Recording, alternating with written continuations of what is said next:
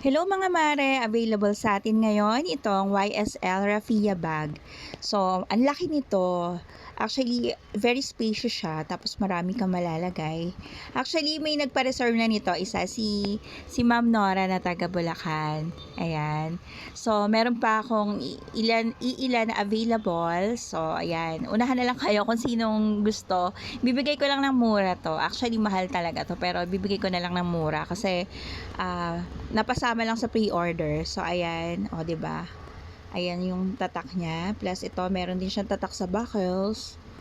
Plus, ayan, yung very spacious siya. Marami kang pwedeng ilagay. Ayan. Tapos, very light lang siya. Ayan. May tatak din siya rito. Diba? Plus, merong pouch. O, sa akin nyo lang yan mabibili ha.